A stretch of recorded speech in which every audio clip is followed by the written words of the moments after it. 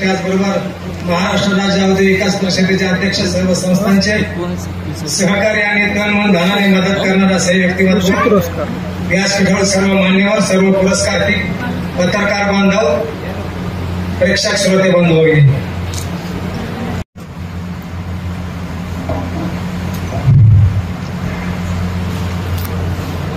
जगद्गुरु तुकाराम महाराज, राष्ट्रसंत गाडगे बाबा, राष्ट्रसंत तुकडोजी महाराज आणि मला माझ्या जीवनात ज्यांचं प्रत्यक्ष दर्शन झालं त्यांच्याबद्दल मला अत्यंत आदर आहे असे आपल्या देशाचे माजी राष्ट्रपती कैलासवासी अब्दुल कलाम साहेब यांना वंदन करून आज या सांगोला नगरीमध्ये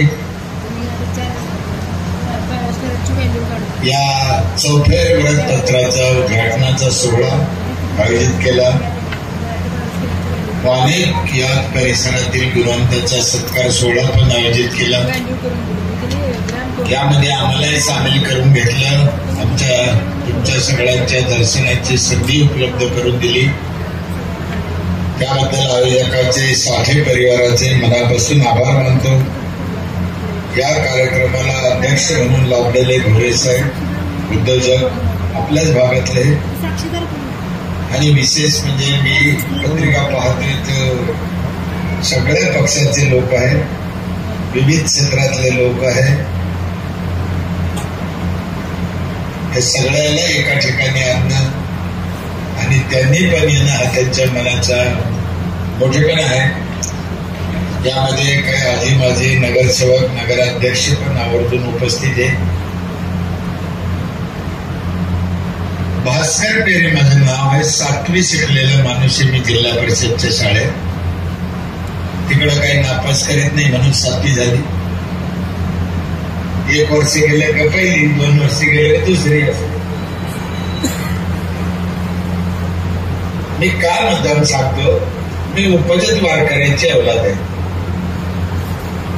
125 वर्षे झाले वारकरी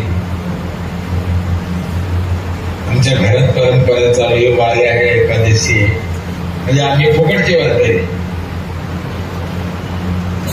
जे आहे ते सांगितलं पाहिजे. त्याच्यात काय लोक सांगायला लय लाजते.